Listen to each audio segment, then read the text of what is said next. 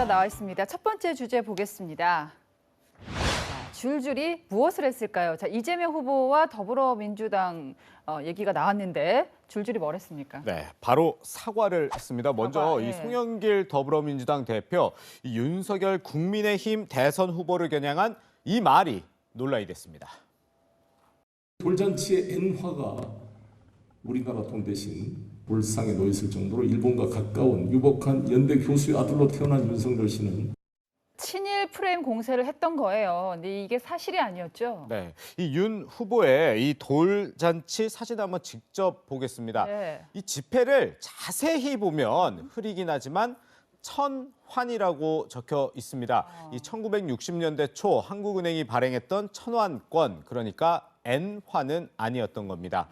이 윤 후보 측은 무책임한 허위 발언을 철회하고 사과하라고 촉구를 했습니다. 네. 이 가짜뉴스에 대한 엄벌을 주장해온 송영길 대표가 정작 가짜뉴스를 퍼뜨렸다는 비판이 나온 건데 이 송영길 대표가 아닌 민주당이 공보국 명의로 오늘 오후 송 대표가 실수를 인정하고 유감을 표했다고 밝혔습니다. 어쨌든 민주당에서 이제 사과를 한 건데 가장 먼저 이 사과의 포문을 연 건 이재명 후보였죠. 네, 맞습니다. 이재명 후보는 오늘 새벽에 SNS에 욕설, 구설수의 해명보다 사과가 먼저여야 했다고 말했습니다. 이 대선 후보 부인들의 출산 경험을 비교해 논란이 됐던 이 후보의 수행실장이죠. 네. 한준호 의원도 오늘 오후 SNS를 통해서 이 발언을 사과하기도 했는데 사실 한 의원은 지난 17일에 글을 올린 뒤 국민의힘은 물론 정의당에서도 비판과 함께 사과하라는 요구를 받았지만 별다른 반응을 내놓지 않았습니다. 이 공교롭게 이재명 후보의 사과가 나온 뒤에 사과를 하면서 진정성이 있냐 이런 지적도 나오고 있습니다. 예. 다음 주제 보겠습니다. 선거법 주의보. 여야 모두 아직은 예비 후보 신분이잖아요. 그러니까 선거운동에 제약이 많은 건데 상당히 조심할 부분들이 많을 거예요. 네, 맞습니다. 이재명 민주당 대선 후보가 오늘 이 충남 논산의 한 시장을 방문했는데 이 지지자들의 피켓이 눈길을 끌었습니다. 네. 이 청테이프로 이 후보 이름을 가려 놓았죠. 이 공직선거법 90조에는 선거에 영향을 미치는 시설물을 설치하지 못하도록 규정돼 있는데요. 네. 이 피켓이 설치물에 해당되기 때문에 선거법 위반이 될 수 있다는 게 선거관리위원회 설명입니다. 뭐 선거법 지켜야 합니다만 후보들 입장에서는 왜 나한테만 엄격하냐 이런 기분 들 수는 있거든요. 네, 그렇습니다. 그래서 그럴까요? 이재명 후보 그 비슷한 얘기를 했습니다. 한번 직접 들어보죠. 누군가는 이만큼 어겨도 아무 문제가 없지만 저는 태클만큼 어기면 살아남을 수 없는 상황이죠. 그래서 저는 어떤 것도 어기면 안 됩니다.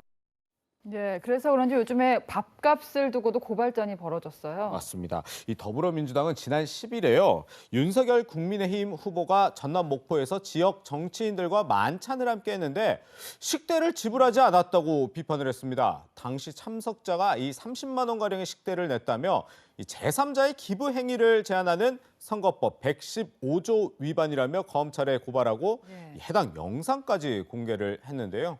오늘도 강선우 민주당 선대위 대변인은 윤석열 폭탄주 무전 취식 의혹 사건이라고 주장하기도 했습니다. 윤석열 후보 측 해명은 어떻습니까? 네, 이 윤석열 후보 측은요. 이 역시 제대로 확인도 안 하고 민주당이 흑색 선전을 하고 있다고 반발했습니다. 네. 윤 후보는 자신의 식사 비용을 결제하고 영수증을 받았습니다. 최소한의 사실관계 확인도 없이 허위 사실을 유포하고 검찰에 고발까지 하는 무모함과 무도함은 현 정부를 꼭 빼닮은 것 같습니다.